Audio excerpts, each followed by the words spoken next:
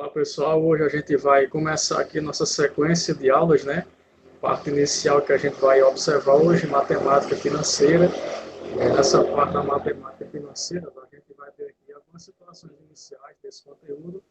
Desde a parte inicial, a gente vai revisar a porcentagem, depois fator de atualização, aumentos e descontos sucessivos, inflação e por aí vai até chegar na parte de juros simples e juros composto, certo? Então, para esse início de conversa, eu queria apresentar para vocês aqui algumas situações iniciais que a gente vai precisar, né, ao longo desse estudo aí do capítulo, e no nosso livro didático encontra isso aí no capítulo 6. Então, vamos aqui analisar, né, onde é que a gente pode ver a aplicação da matemática financeira, tendo em vista que é um conteúdo, né, de muita utilidade, de muita aplicação em nosso dia a dia. Então, aqui, ó, entre as inúmeras aplicações da matemática está de auxiliar na resolução de problemas de ordem financeira, como o cálculo do valor de prestações, pagamento de impostos, rendimento de poupança, entre outros. Então, existe essa preocupação, né, no estudo da matemática, da gente saber aplicar e controlar nossos gastos, nossas finanças. Então, é uma parte bem interessante a gente ter conhecimento sobre isso.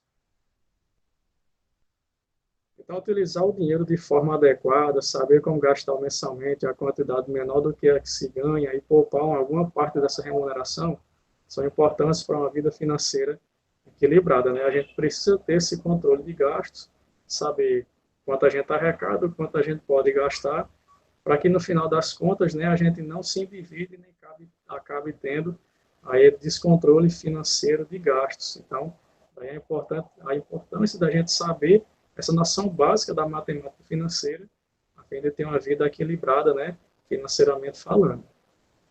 Então, nesse sentido, estudar porcentagem, aumentos e descontos, juros simples e juros compostos, que são alguns elementos que compõem a matemática financeira, é fundamental nesse processo da gente ter esse conhecimento mínimo e necessário, né, para a gente ter nossa vida financeira, né, bem equilibrada, dentro dos gastos que a gente pode aplicar, investir, né, sabendo até onde a gente pode ir sem se endividar. Afinal, ninguém aqui, né, vai querer ficar endividado aí. Então, por isso que é importante a gente ter alguns conhecimentos necessários. Então, a primeira coisa que a gente vai fazer aqui é definir o que é porcentagem, certo?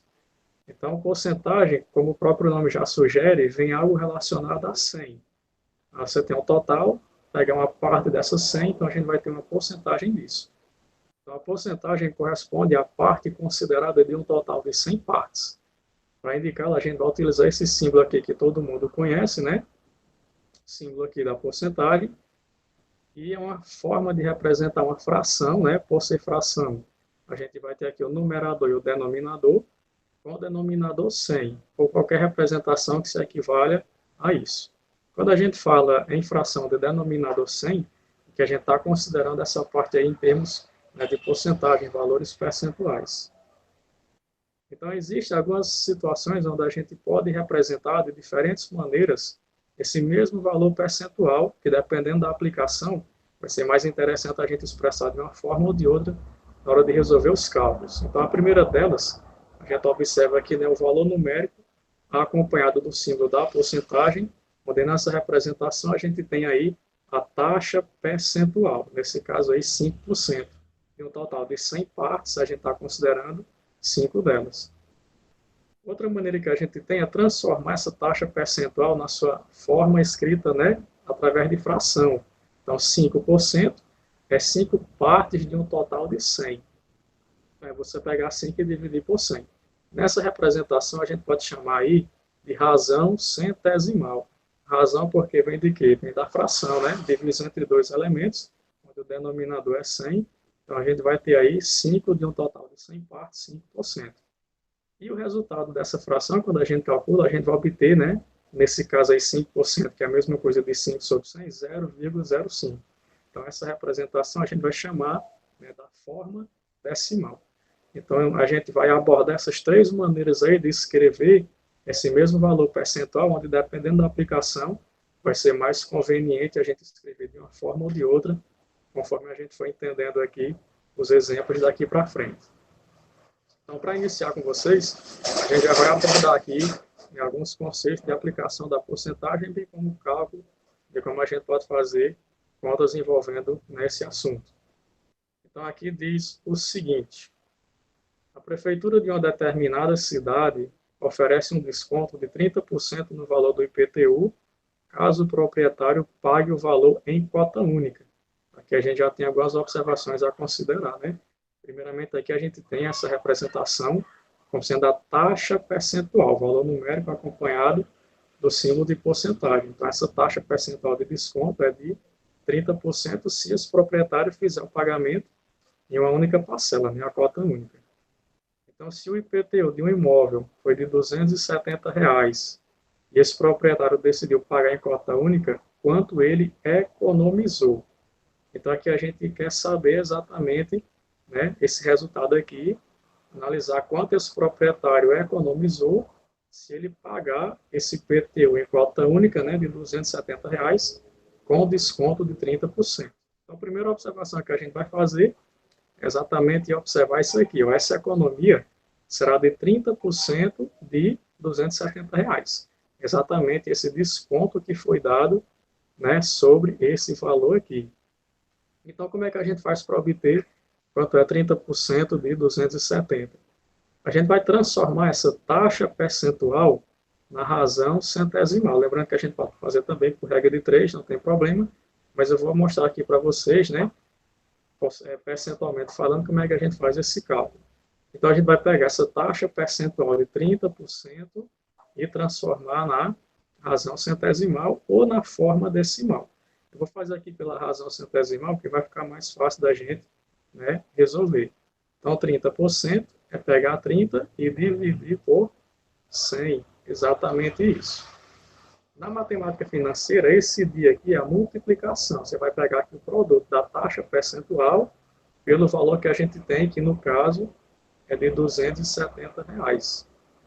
Então, 30% de 270 é calcular quanto é que dá esse resultado aqui. Lembrando que, como aqui a gente tem um produto de uma fração por um valor inteiro, né? A gente pode cancelar esses elementos aqui, esses números que terminam em zero, a gente pode cancelar esses zeros. Então, fazendo aqui a continha, vai sobrar quem? 3 dividido para 1, que é 3. E 3 vezes 27 vai dar quanto? 3 vezes 7, 21. Vem 2 para cá. 3 vezes 2, 6, mais 2, 8. Então, ele vai ter um desconto de R$ 81 se pagar esse IPTU em cota única. Então, desconto de 30% em cima de 270, o desconto será de R$ 81. Então, dessa forma é que a gente vai entender, né, a aplicação e o cálculo de porcentagem bem simples assim. Outra situação que a gente vai debater aqui já é com relação a utilizar a regra de 3 para resolver também assuntos que envolvem aí o conteúdo de porcentagem. Então, aqui diz, o tanque de combustível de um carro que tem capacidade para 50 litros estava cheio. Então, aqui a gente já tem, né, o total, né, a capacidade de litros desse tanque, desse automóvel, se estiver cheio, 50 litros. Desse total, foram consumidos 15 litros em uma viagem de ida e volta, né, de Vaza Alegre a Juazeiro do Norte. Então, a gente quer saber qual é a taxa percentual de combustível consumido nessa viagem. Então, a gente quer saber, né, aqui é o seguinte, você tem a capacidade total, 50 litros, foi consumido, então, 15 litros aí nesse percurso, ida e volta de Vaza Alegre a Juazeiro do Norte. A gente quer saber que taxa percentual corresponde a esse consumo, né? Então, para isso, a gente vai poder fazer, tanto pelo fator de atualização, que é como a gente vai ver daqui a pouco, então, pela regra simples aqui de porcentagem, né? Capacidade litro abaixo de litro, porcentagem abaixo de porcentagem. Então, aqui, 50 litros é o tanque totalmente cheio, então isso aqui vai corresponder a 100%, e 15 litros vai corresponder a quantos por cento? Exatamente esse X aí que a gente está querendo descobrir. Então, pela regra de 3 normal, fazendo aqui o produto de meus pelos extremos, 50 vezes X. Então, vai ficar 50x igual 15 vezes 100. Então, eu posso fazer, ó, 15 vezes 1 dá 15. E aqui só repete os zeros, né? 2 zeros aqui trago para cá. Então, 15 vezes 100 dá 1.500. Para descobrir o valor de x, o que a gente faz? Vamos isolar x no primeiro membro. Então, 1.500 já está no segundo membro, permanece. 50 está multiplicando, vou trazer para cá, dividindo. Então, quem vai ser o valor de x? Cancela aqui os zeros, né? Vai sobrar 150 dividido para 5, que é a mesma coisa de 30. Mas x ele é dado em quê? Em porcentagem. Então, esse consumo de 15 litros de combustível corresponde a 30% da capacidade desse tanque, né, desse automóvel.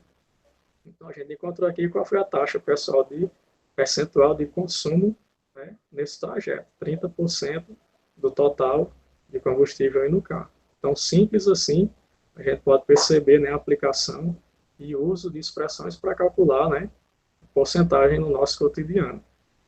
Atrelado a isso, a gente vai ver aqui uma definição bastante interessante, que é com relação a fator de atualização, que a gente vai precisar também no estudo aqui de porcentagem. Então, a definição diz o seguinte, né, só a gente entender melhor aqui. Então, esse fator de atualização, que a gente vai representar aqui pela letra F, é a razão, mais uma vez falou em razão, então, é a fração entre dois elementos. Você vai ter o numerador e vai ter o denominador. Então, é a razão entre dois valores de uma grandeza em tempos diferentes. E aí apareceu uma situação bastante, né, importante para a gente observar.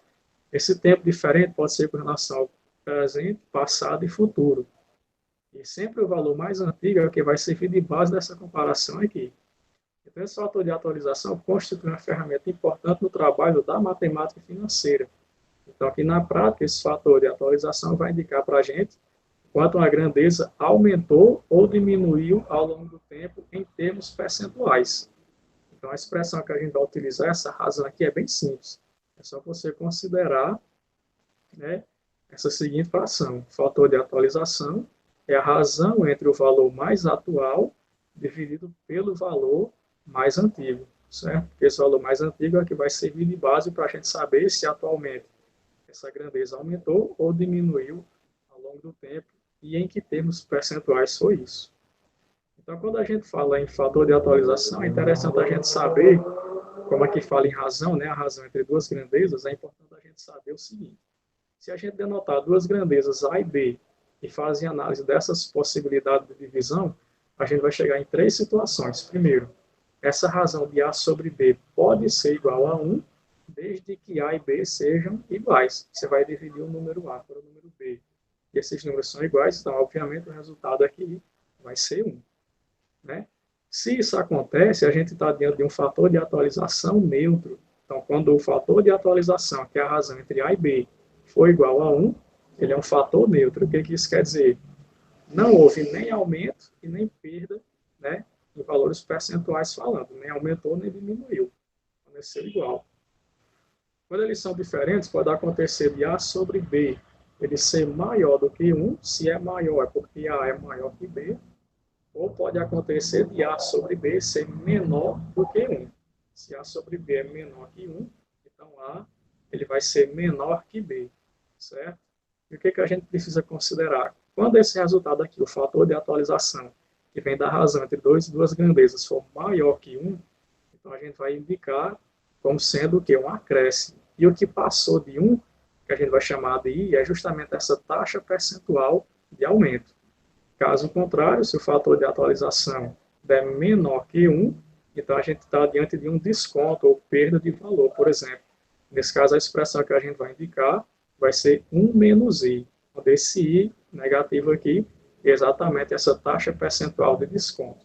Então, é muito importante a gente prestar atenção nesses três casos. Fator de atualização F igual a 1, ele é neutro, nem aumentou nem diminuiu ao longo do tempo. Quando há um aumento, a gente vai indicar por 1 mais I, e acontece quando A sobre B é maior que 1. E se for essa razão de A sobre B menor do que 1, então, aqui a gente está diante de uma perda. Então, a gente vai indicar essa expressão, o fator de atualização, como sendo 1 menos I.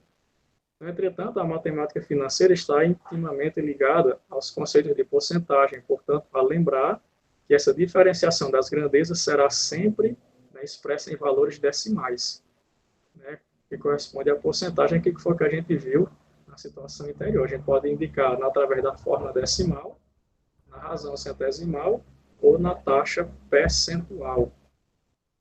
Então, Então, para a gente, né, analisar aqui algumas situações, eu vou comentar com vocês esse exemplo. Aqui diz o seguinte: após 2 anos sem reajuste, o dono de um imóvel ajustou o preço do aluguel, passando de R$ 450 para R$ 495. De quanto foi esse aumento em termos percentuais? Então, se a gente for considerar esse aumento, 450 para 495, então teve um aumento de R$ 45. Mas esse aumento aí corresponde a que taxa percentual, ou seja, aumentou quantos por cento, né? Exatamente isso que a gente quer saber. Então, aqui a gente está considerando, né, uma grandeza em tempos diferentes. O valor antigo era R$ 450, mas atualmente ele passou a custar R$ 495. Então, numa situação como essa, a gente vai fazer aqui uso dessa expressão, considerando esse fator de atualização, para indicar para a gente o quanto ele aumentou ou diminuiu, né, em termos percentuais.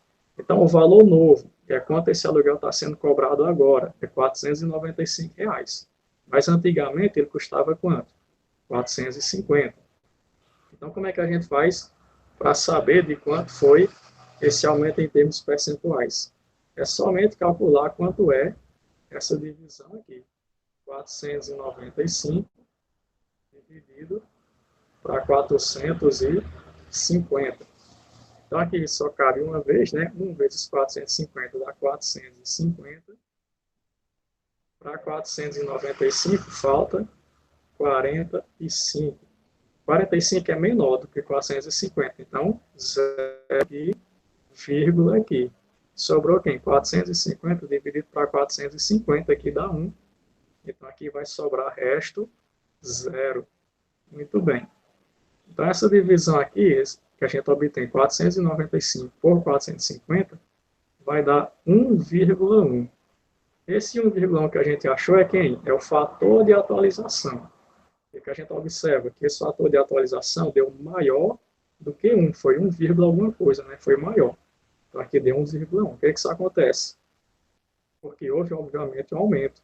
E realmente, né? Passou de 450 para R$ 495.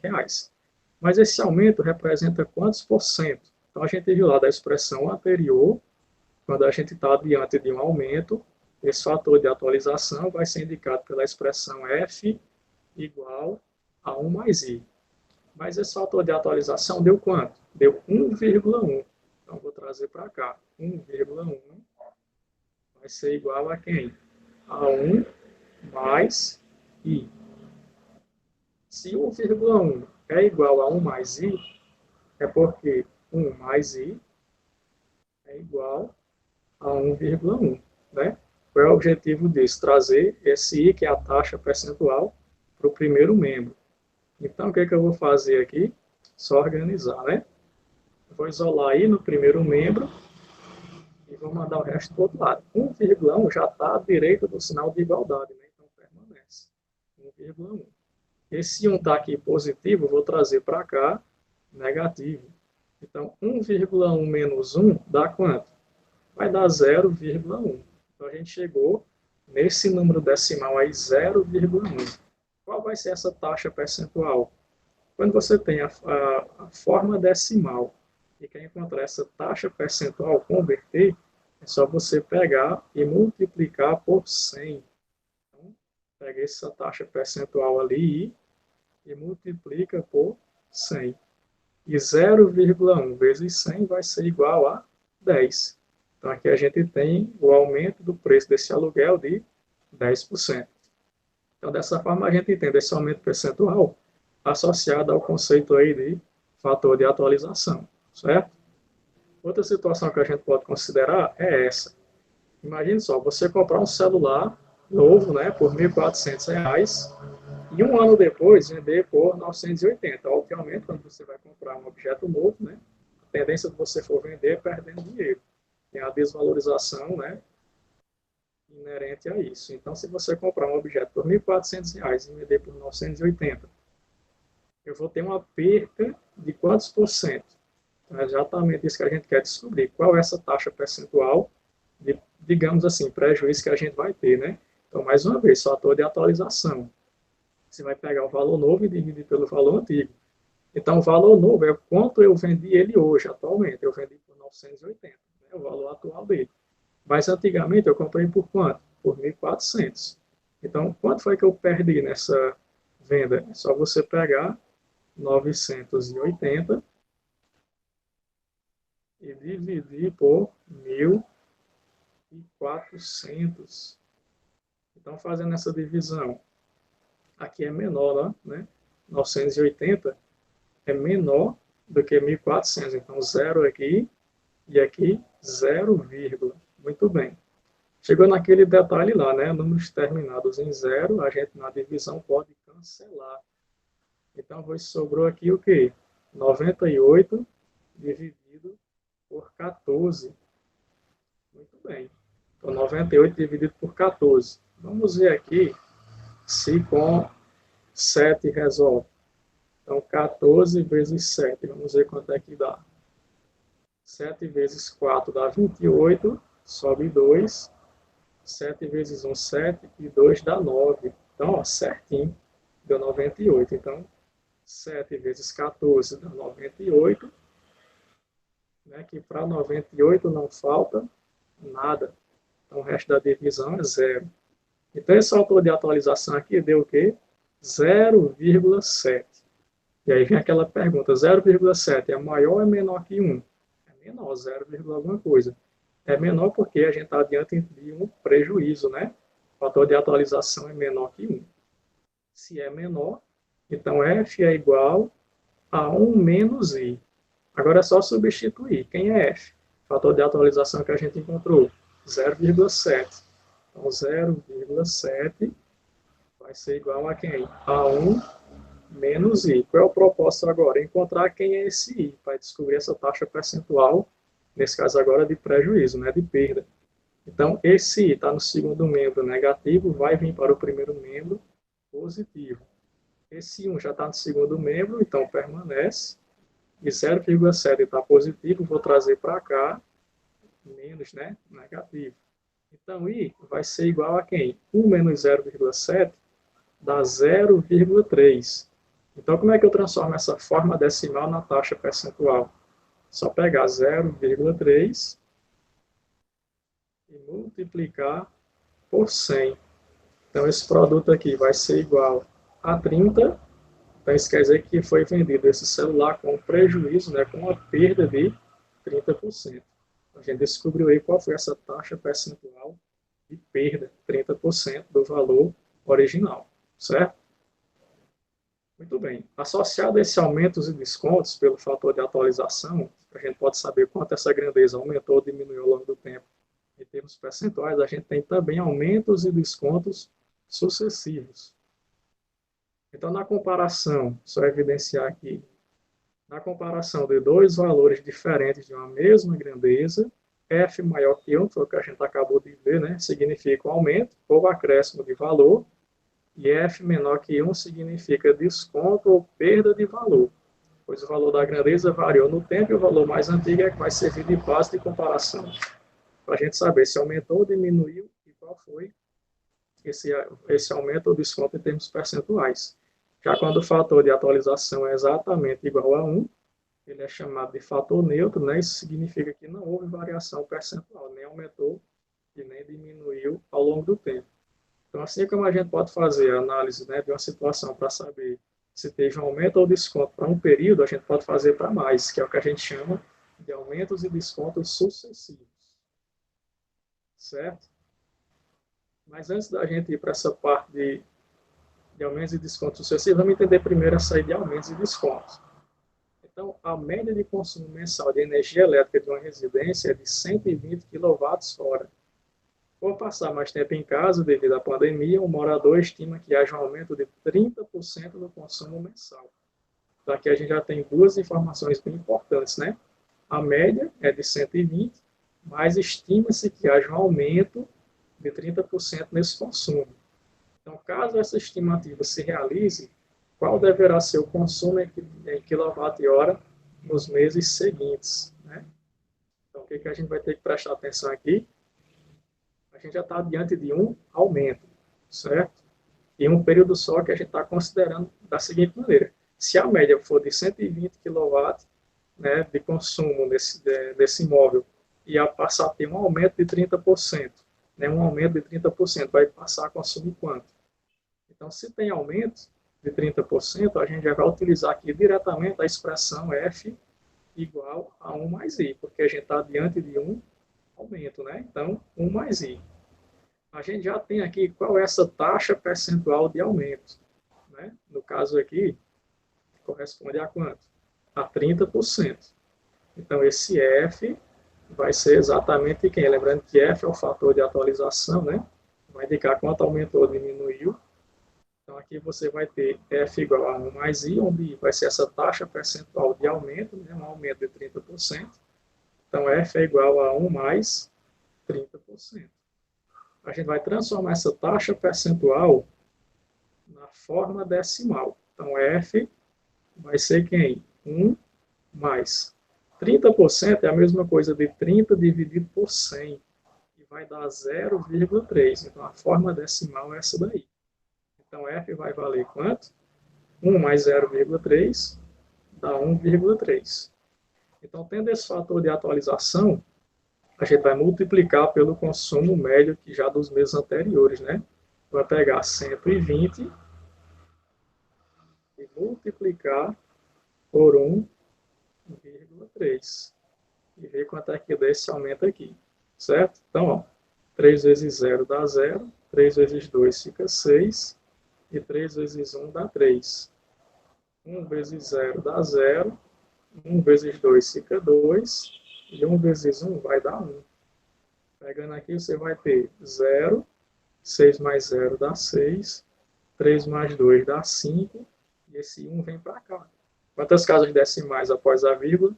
Só uma, né? Então, volta aqui da direita para a esquerda. Então, se caso essa estimativa se realize, esse consumo de 120 kWh por mês vai passar para 156. Então, está feito aí, né, a estimativa desse aumento, caso se consolide esses 30% a mais. Outra situação que a gente tem é o seguinte: visando vender mais para renovar seu estoque, o dono de uma loja de calçados resolveu dar um desconto de 40%. Então, ó, bem interessante a gente observar essa parte, né? Já tem diante de um desconto de 40% em todos os produtos. Se o sapato custava R$ 150, por quanto ele foi vendido, né? Então, R$ 150, valor antigo, porque ele custava isso. Agora ele foi vendido com 40% de desconto. Valor novo, valor velho, fator de atualização. Mas aqui a gente já tem essa taxa percentual de desconto, que é 40%. Então, ó, se é desconto, F vai ser igual a 1 menos I. Né? Então, F vai ser quem? 1 menos. Qual é a taxa percentual? 40%. Já trazendo direto para cá. 40% é a razão centesimal, é 40 sobre 100, e dividindo vai dar 0,4. Então, quem vai ser o fator aqui? 1 menos 0,4 vai dar 0,6. Agora é só pegar o preço desse sapato, R$ 150, e multiplicar por 0,6, para a gente saber quanto foi esse desconto. Então, ó, 6 vezes 0 dá 0, 6 vezes 5 dá 30, deixa 0 em 3, 6 vezes 1 dá 6, e 3 dá 9. E aqui 0 vezes qualquer coisa vai dar 0. Então, aqui pegando aqui o resultado, né, a gente vai ter exatamente isso. Então, ó, uma casa decimal após a vírgula, voltou da direita para a esquerda, então a gente vai obter que, com esse desconto de 40%, esse sapato que custava R$ 150 foi vendido por R$ 90. Então, está feita essa situação aí, entendendo esse desconto, né, aplicando aí o conceito da porcentagem do fator de atualização. Agora sim, a gente vai entender essa parte de aumentos e descontos sucessivos. Isso aí acontece quando a gente está diante de aumentos e descontos que acontecem mais de uma vez, em mais de um período, certo? Então vamos entender o seguinte. Para compor vários aumentos e ou descontos, basta multiplicar os vários fatores individuais e assim obter o fator acumulado. A A gente tem um fator de atualização para um período só e o fator acumulado é o conjunto desses fatores individuais, né? Que nada mais é do que o fator de atualização entre o primeiro e último valor considerado, independente dos valores intermediários. Então, para ficar mais fácil da gente entender, é só analisar a expressão que indica o cálculo do fator acumulado, como sendo o produto dos vários fatores individuais para cada aumento ou para cada desconto em mais de um período. Então, esse F1, F2, F3 vai depender de quantos aumentos ou quantos descontos você vai ter, certo? Antes da gente entender, só um pequeno comentário aqui sobre inflação, que é e como calcular. Então, só para a gente entender, né, de maneira bem rápida, inflação é um conceito econômico que representa aumento persistente e generalizado do preço de uma cesta de produtos em um país ou região durante um período definido de tempo. Se, por exemplo, uma cesta de produtos custava R$100 em julho e passa a ser vendida a R$150 em agosto, né, verifica-se uma inflação de 50% no mês. A inflação é quando tem um aumento excessivo, não necessariamente excessivo, né, mas quando tem um aumento de preço, conforme as características que foi observado aqui, como a gente viu agora há pouco. Ela também representa a queda do poder aquisitivo do nosso dinheiro em relação à elevação dos preços de bens e serviços. Quando a inflação está em um nível muito baixo, ocorre a estabilização de preço e assim o valor dos produtos não aumenta. E aqui existem três causas básicas, né, do que gera a inflação no mercado. Eu estou analisando com vocês essa definição de inflação, porque no exemplo que a gente vai comentar daqui a pouco vai precisar saber do que é isso. Então, só para uma curiosidade, né?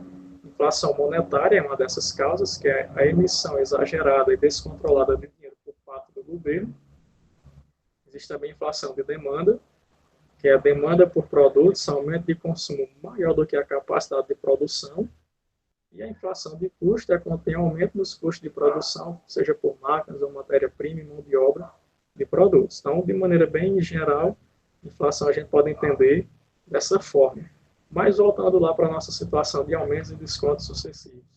Para a gente entender, eu vou comentar com vocês esse exemplo aqui, é uma questão vestibular da VUNESP de São Paulo, que diz o seguinte: se a taxa de inflação, aqui analisando já a definição de inflação que a gente viu agora há pouco, né?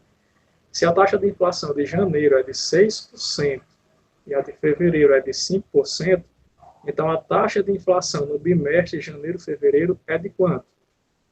Muita gente pensa que é somar, né? 6 e 5 dá 11 e tal, e aí já sai marcando. Mas, como é que a gente está analisando um período composto de 2 meses, né? Um para janeiro e um para fevereiro, então são 2 aumentos na inflação, que gera aumento de preço de produto. Aqui a gente está analisando em 2 períodos, 6% em janeiro e 5% em fevereiro. Então, já é aumentos sucessivos, aconteceu mais de uma vez. Então, para isso, a gente vai utilizar a definição do fator acumulado. Estou pegando aqui F1 e F2, como sendo F1, né, esse aumento, né, inflação é aumento de preço. No primeiro período, considerando aqui para janeiro, qual foi a taxa de aumento? 6%. Então, se é aumento, vou considerar 1 mais I. 6% é pegar 6 e dividir por 100, dá 0,06. Somado com 1, 1,06. Agora, para fevereiro, qual foi a taxa? 5%. Aumento também. Então, F2 também é 1 mais I. Nesse caso, a taxa de 5% corresponde a 0,05. Somado com 1, 1,05. Já tendo aqui F1 e F2, o que a gente faz no fator acumulado? Multiplica. Então, F1 vezes F2 vai dar 1,113, né? O resultado é maior que 1, que a gente está considerando aumente, já que a inflação nesse preço. Se é maior, a gente vai considerar, obviamente, né, 1 mais I, esse fator acumulado, 1,113 foi maior que 1. Se é maior, é aumento, mas é de quantos por cento? Que é o que a questão está pedindo, né? Essa inflação no bimestre, janeiro e fevereiro. Então, por ter dado maior que 1, vou pegar aqui 1 mais I, mas esse fator acumulado foi igual a 1,113, igual a 1 mais I. Se 1,113 é igual a 1 mais I, 1 mais I é igual a 1,113. Vou deixar I isolado no primeiro membro. Então, a gente vai obter o quê? Passa esse 1 aqui que está mais para cá, menos, e a diferença vai ser igual a 0,113. Então, a gente chegou nessa forma decimal. Como é que eu transformo, então, na taxa percentual? Só multiplicar por 100, e multiplicando vai dar essa inflação no bimestre de janeiro e fevereiro de 11,3%. A resposta correta é a letra D, certo? Mais uma situação para a gente analisar, essa daqui. Essa aqui é bem interessante, né? Então, vamos prestar atenção aí. Ó. O que você prefere quando vai comprar algo? Receber um único desconto de 55% ou dois descontos sucessivos de 30%? Então, prestar atenção. É melhor você receber de uma vez só 55% de desconto ou você receber dois sucessivos de 30%? Para a gente entender isso, aqui falando em descontos sucessivos, ou aumento do desconto sucessivo, a gente vai precisar, né, do fator acumulado. Nesse caso, a gente está considerando aqui duas situações, né? Dois descontos de 30%. Então, eu vou pegar F1 e F2, que esses são esses dois descontos aqui, que é a mesma taxa, né? 30%. Então, F1, como é desconto, então é 1 menos I, onde I é a taxa percentual de 30%, que é a mesma coisa de 0,3. E 1 menos 0,3 vai dar 0,7. Para F2 é a mesma situação, né? Também um desconto, por isso que eu vou pegar 1 menos I, a taxa é a mesma de 30%, então o fator de atualização vai dar 0,7 também. Já tem o F1 e F2, o que a gente faz? Multiplica. F1 vezes F2, que é 0,7 vezes 0,7, vai dar 0,49, certo? 0,49, que é o resultado desse fator acumulado, é menor que 1. Obviamente, fator acumulado, a gente vai associar essa expressão 1 menos I para descobrir que taxa é essa. Então, fator acumulado deu quanto? 0,49, que é para ser igual a 1 menos I. Esse I está aqui positivo, vem para o primeiro membro, aliás, está negativo, vem para o primeiro membro positivo. 0,49 está mais, vem para cá menos, e essa diferença vai dar 0,51. Então, como é que eu faço para descobrir que taxa percentual é essa? Multiplica por 100, então vai dar 51%. O que a gente observa? Que na prática, dois descontos sucessivos de 30% é a mesma coisa de um desconto só de 51%. Então, é melhor você optar por um desconto único de 55%. Certo, pessoal? Então, com isso, a gente conclui a nossa aula, né? E, posteriormente, a gente vai dar a sequência aí na parte de juros simples e juros compostos. Então, a gente conclui por aqui e até a nossa próxima aula.